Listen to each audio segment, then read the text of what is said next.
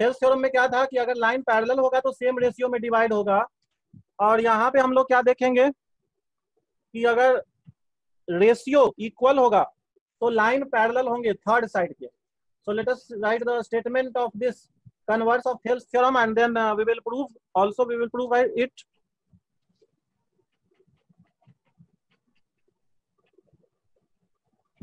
So this you can see the statement of converse of Thales theorem. If a line divides any two sides of a triangle in the same ratio,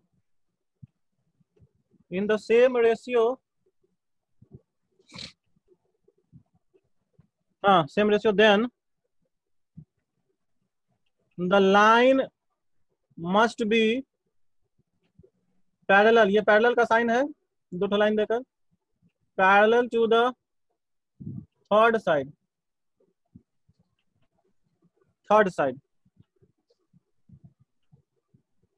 According to this theorem, it is given there is a triangle, suppose ABC, and a line divides any two sides. ऐसा दिया हुआ है कि एक line है जो किसी दो साइड को डिवाइड करता है. तो इन दोनों को हम मान लेते हैं D और E. अभी time. And given that AD by DB is equal to AE by EC, and you have to prove that. क्या? See, you have to prove that DE parallel to BC. ये दिया हुआ इस बार, और ये proof करना है. थेल्स थ्योरम में क्या था, उल्टा था कि ये दिया हुआ था एंड ये आपको प्रूफ करना था. सो यहाँ पे क्या करना है, वही कंट्राडिक्शन मेथड से आप लोगों को चलना है. Contradiction method you have to use. See how we will prove. If possible, as in contradiction method we do,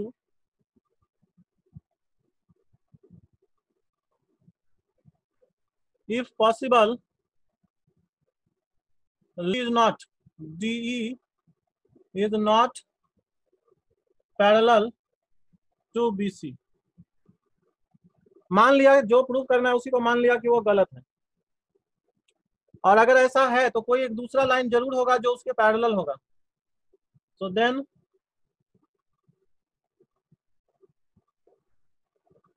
there must be another line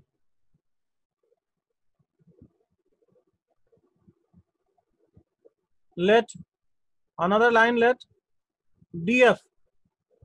DF parallel to BC. मतलब मान लिया कि ये पैरेलल नहीं है तो D से होते हुए कोई दूसरा लाइन जरूर पैरेलल होगा, और उस लाइन को हम मान लिए DF. मान लिए कि ये पैरेलल नहीं है, कोई दूसरा लाइन DF है जो कि पैरेलल है.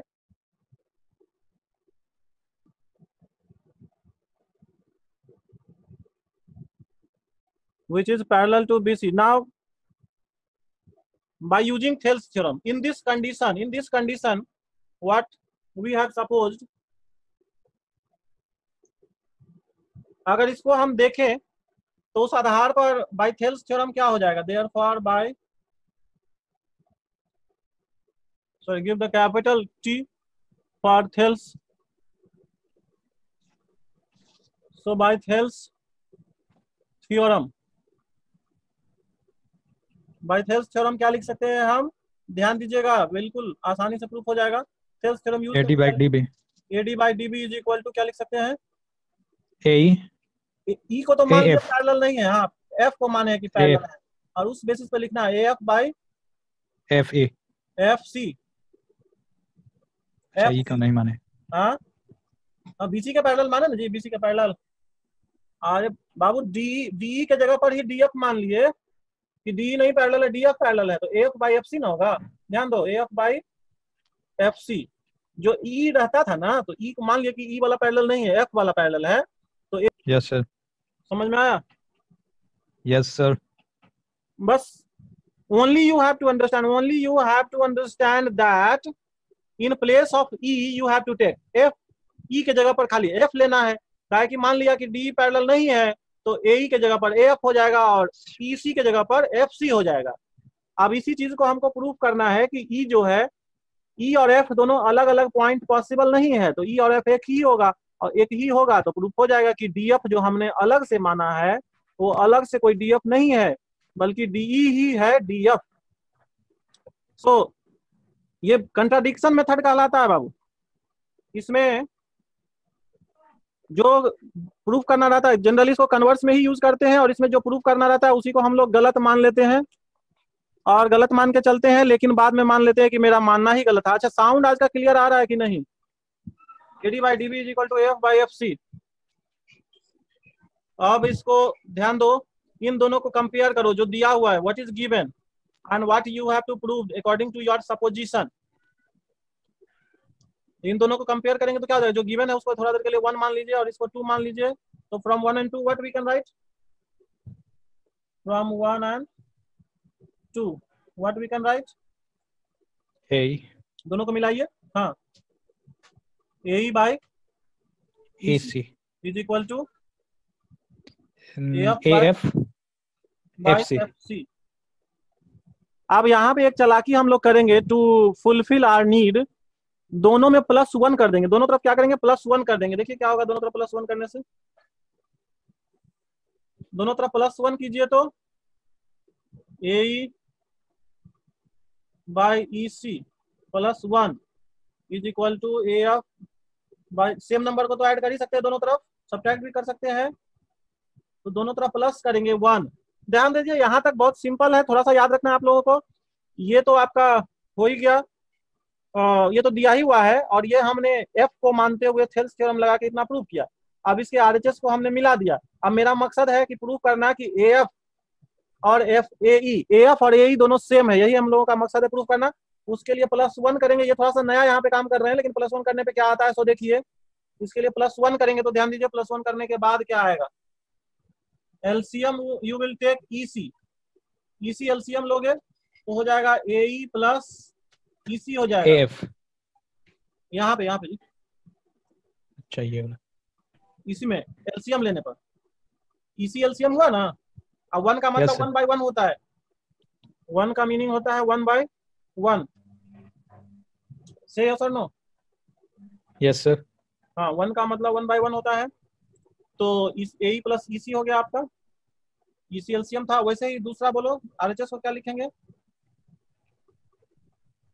RHS को इस FC कॉमन हो जाएगा सर, एलसीएम बोलो, FC एलसीएम हो Sorry. जाएगा, और ऊपर आपका AF + FC हो जाएगा। से AF 1 सेकेंड, हाँ दिखाई दे रहा है ना, AF + FC हो यस जाएगा। सर। अब ऐड करो तो ऊपर AE + EC क्या हो जाएगा, AC हो जाएगा ना, AC yes sir. By EC, और इधर क्या हो जाएगा, इधर भी AC हो जाएगा, क्योंकि दोनों पार्ट 1 ऐड करने से क्या हो गया, दोनों पार्ट ऐड हो गया, ऊपर जो है दोनों पार्ट ऐड हो गया। क्लियर है? Yes sir. चलो यहाँ तक अगर क्लियर है तो देखिए, दोनों को ऐड करने पे क्या आ जाएगा, 1 सेकेंड, यहाँ पे इम्प्लाई दैट का साइन दीजिएगा ऑल ऑफ यू, गलती से इक्वल टू पड़ गया था, यहाँ इम्प्लाई दैट का साइन दीजिएगा और फिर इम्प्लाई दैट का साइन दीजिएगा। दोनों को कंपेयर कीजिए, AC तो बराबर है, EC = FC आना चाहिए या नहीं, EC = FC आना चाहिए या नहीं, इस बेसिस पे ना समझे? क्या सर? न्यूमरेटर इक्वल है दोनों में, तो डिनोमिनेटर को हमने कंपेयर किया, EF = FC आना चाहिए ना। Yes sir. आप बताओ कि एक ही लाइन पे figure you can see here, figure दिखाई दे रहा है आप लोगों को, एक ही लाइन पर EC और FC, EC = FC कर रहा है, मतलब C से E का डिस्टेंस जितना है C से F का डिस्टेंस भी उतना ही है। दोनों का डिस्टेंस इक्वल होने का मतलब क्या हुआ, क्या समझ रहे हैं आप? दोनों का डिस्टेंस इक्वल होने का मतलब है कि E और F दोनों सेम ही पॉइंट है। अंडरस्टैंडिंग और नॉट? Understanding sure. ध्यान दीजिए, ई से एफ का डिस्टेंस और सॉरी सी से एफ का डिस्टेंस और सी से ई का डिस्टेंस दोनों बराबर तभी होगा जब ई और एफ कोइंसाइड करेगा। तो यहां तक आप लोग स्क्रीनशॉट लीजिए। तो going to erase it. Second part इसका हम प्रूफ कर रहे हैं। ये सब तो जो दिया हुआ है ऑलरेडी। सेकेंड पार्ट में क्या हो जाएगा आपका, देखिए दिस इज ओनली पॉसिबल, क्या वी हैव प्रूव्ड ना, F C is equal to F E C, F C is equal to E C we have proved, so we will write this is only possible if E and F, if E and F coincide with each other.